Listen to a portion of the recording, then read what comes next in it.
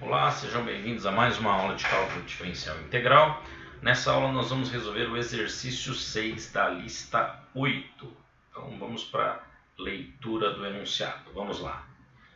Através do cálculo integral é possível obter a forma para o cálculo do volume de um sólido de revolução gerado pela rotação do gráfico de uma função f de x, definida no intervalo de a a b, quando essa função gira em torno do eixo x. Vocês viram essa fórmula aqui, né? Quando a gente gira uma função em torno do eixo x, a gente acaba gerando um sólido de revolução e para calcular a sua área eu faço o volume, eu faço π integral de a a b da função ao quadrado dx, né? No fundo ele lembra muito a fórmula de um volume de um cilindro. Na verdade, a gente viu ano passado que a gente soma pequenos cilindrinhos, né? Então, na verdade, o raio ele vai mudando, o raio ele é a função matemática e a altura é a extensão dele em relação a x, tá bom?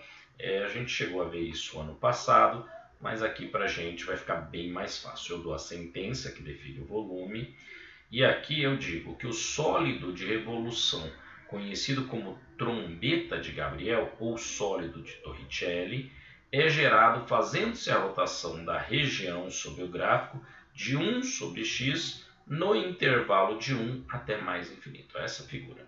Para quem não lembra, ó, a função 1 sobre x de 1 para frente, ó, que é x, aqui é y. Quando x vale 1, ó, 1 sobre x dá 1. Então, esse é o primeiro ponto da função. Conforme eu vou aumentando o valor de x, ó, se eu pensar em x igual a 2, a imagem vai ser meio. X igual a 3, a imagem vai ser 1/3. O gráfico vai fazer uma coisa assim, ó. Ele vai convergir, deixa eu melhorar, que dá a impressão que ele voltou a subir, né? Ele vai descendo, ele vai descendo fortemente em relação ao eixo x e vai praticamente tentando encostar nele aqui, tá? Ele não chega a encostar, mas fica muito próximo disso. Se eu pensar nessa área que vai de 0 até mais infinito, quando eu girar essa área, pensa que esse eixo x é um espetinho de churrasco e que essa parte em vermelho é um papelão. Quando eu girar isso, eu obtenho um sólido, a gente chama isso de sólido de revolução, tá bom? É este sólido, o desenho está bem melhor aqui, feito pelo computador, mas só para a gente lembrar o que a gente fez o ano passado, tudo bem? Beleza, Miller. Então eu tenho a função matemática, que é 1 sobre x, e o intervalo é que é impróprio, vai de 1 até mais infinito. É a única coisa diferente do que eu tinha no ano passado. Mostre que a trombeta tem um volume definido. Olha que interessante, a área ela é infinita, ela se estende ao infinito. O volume também vai se estender ao infinito. Só que ele vai ficando tão fininho lá nessa ponta aqui, ó, que vocês vão perceber que o volume dela é finito.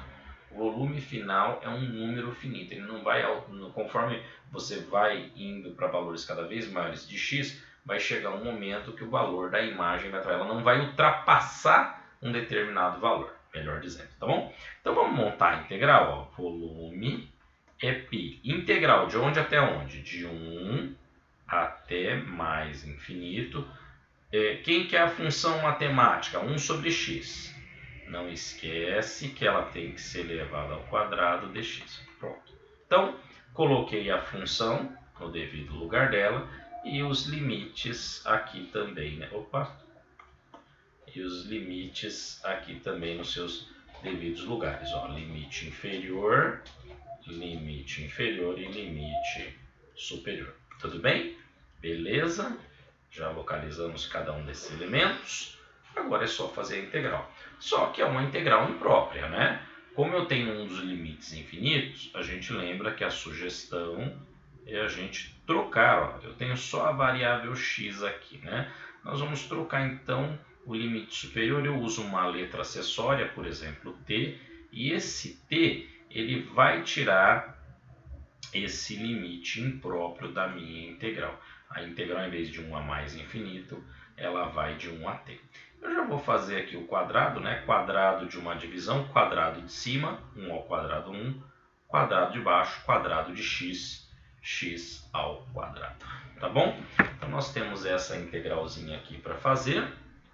Para fazer essa integral 1 sobre x², a gente sabe que existe a integral da função x elevado a n, cuja integral é x elevado a n mais 1 sobre n mais 1 mais k. Só que eu não posso aplicar essa regra quando a potência está no denominador. Então nós vamos fazer uma nova passagem só para trocar esta potência, pode 1 a t, mesma coisa, 1 sobre x², eu posso passar esse x² para o numerador como x a menos 2.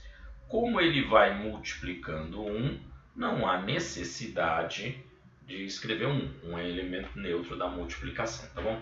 E aí eu posso aplicar, ó, n vai ser menos 2, e aqui eu vou ter menos 2 mais 1. Cuidado que menos 2 mais 1 dá menos 1, tá? É uma soma, e aí o sinal vai ficar negativo, porque o número maior é negativo, tá bom?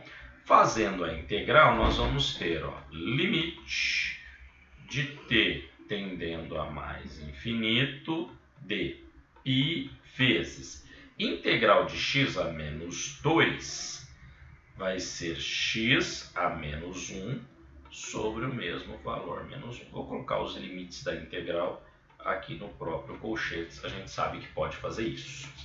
Miller, esse menos 1, a gente só vai se preocupar com a regrinha de sinais, né? Divisão por 1 dá ela mesma.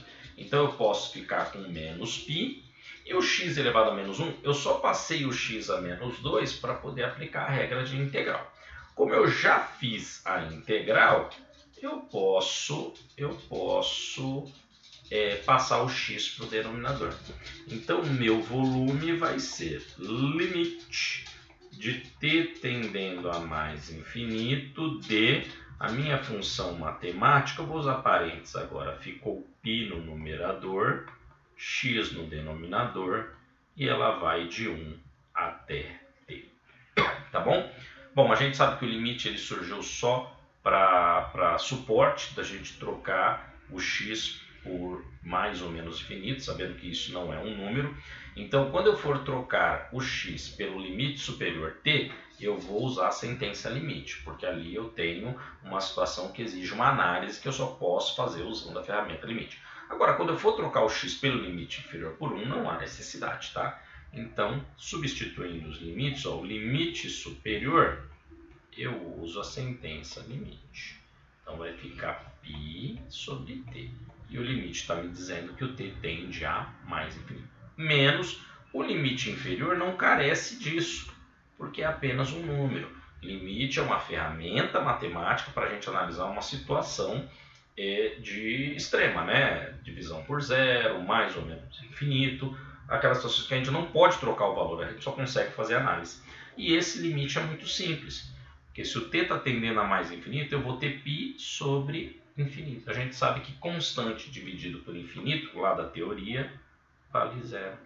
Então chegamos à conclusão que o volume dessa peça, perdão, faltou um detalhezinho, né? Quando eu fiz a regrinha de sinais, esqueci de colocar que isso aqui é negativo.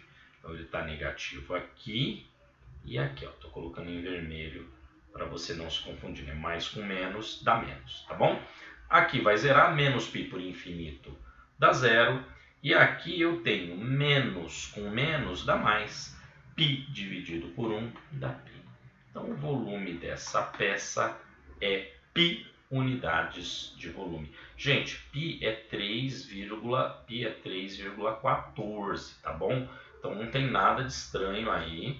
A gente sabe que é bem possível, é uma área de 3,14, arredondado, né? π é um número infinito. Tudo bem? Como eu não dei a unidade, a gente coloca apenas, a gente costuma colocar apenas, né, unidade de volume na resposta. Tá bom? Gente, é isso. Exercício 6 resolvido. Bons estudos e até mais.